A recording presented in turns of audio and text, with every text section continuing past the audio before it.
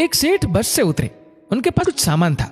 आसपास नजर दौड़ाई तो उन्हें एक मजदूर दिखाई दिया। सेठ ने आवाज देकर उसे बुलाकर कहा, मेरे घर तक इस सामान को ले जाने के कितने पैसे लोगे? लगभग आधे किलोमीटर का रास्ता है। आपकी मर्जी, जो देना हो दे देना, लेकिन मेरी शर्त है कि जब मैं सामान लेकर चलूं तो रास्ते में या तो मेरी सुनना या आप सुनाना। मजदूर ने कहा। सेठ ने डांट कर उसे भगा दिया और किसी अन्य मजदूर को देखने लगे, लेकिन उन्हें कोई दूसरा मजदूर नहीं मिला। मजबूरी में सेठ ने उसी मजदूर को बुलाया।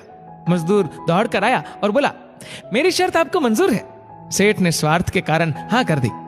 सेठ का मकान लगभग 400 मीटर की दूरी पर था। मजदूर सामान उठाकर सेठ के साथ चल दिया और बोला, सेठ जी आप कुछ सुनाओगे या मैं सुनाऊं? सेठ ने कह दिया कि तू ही सुना। मजदूर ने खुश होकर कहा, जो कुछ मैं बोलूं उसे ध्यान से सुनना। ये कहते हुए मजदूर पूरे रास्ते बोलता गया और दोनों मकान तक पहुंच गए। मजदूर ने बरामदे में सामान रख दिया। सेठ ने जो पैसे दिए ले लिए और सेठ से बोला, सेठ जी मेरी बात आपने ध्यान से सुनी या नहीं? सेठ ने कहा, मैंने तेरी बात सुनी ही नहीं, मुझे तो अपना काम निकालना था। मजदूर बोला, सेठ जी आपने जीवन की बहुत बड़ी गलती कर दी। कल ठीक 7 बजे आपकी मौत होने वाली है। सेठ को गुस्सा आया और बोले, तेरी बकवास बहुत सुन ली, जा रहा है या तेरी पिटाई करूं?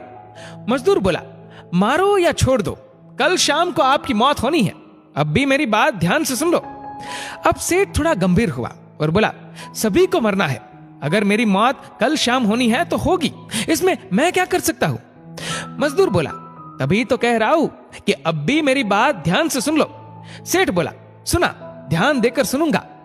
मरने के बाद आप ऊपर जाओगे तो आपसे यह पूछा जाएगा कि हे मनुष्य, पहले पाप का फल भोगेगा या पुण्य का?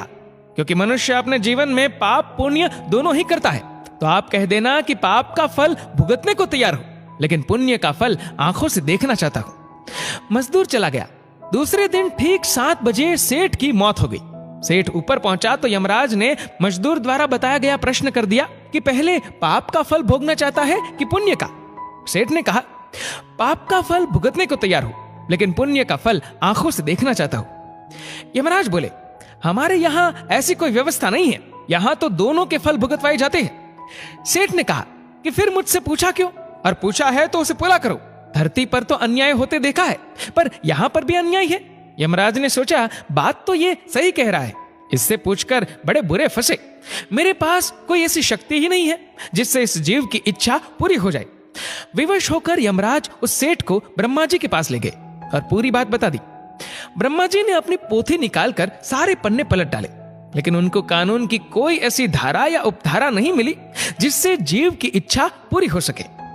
ब्रह्मा भी विवश होकर यमराज और सेठ को साथ लेकर भगवान विष्णु के पास पहुंचे और समस्या बताई। भगवान ने यमराज और ब्रह्मा जी से कहा, जाइए अपना अपना काम देखिए। दोनों चले गए। भगवान ने सेठ से कहा, अब बोलो, तुम क्या कहना चाहते हो? सेठ बोला, अजी साहब, मैं तो शुरू से एक ही बात कह रहा हूं कि पाप का फल भुगतने को तैयार हूं, लेकिन पुण्य का फल आंखों से देखना चाहता हूं। भगवान बोले, धन्य है वो सदगुरु, वो मजदूर जो मरते मरते तेरा कल्याण कर गया।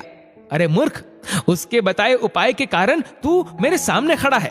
अपने आंखों से इससे और बड़ा पुण्य का फल क्या देखना चाहता है?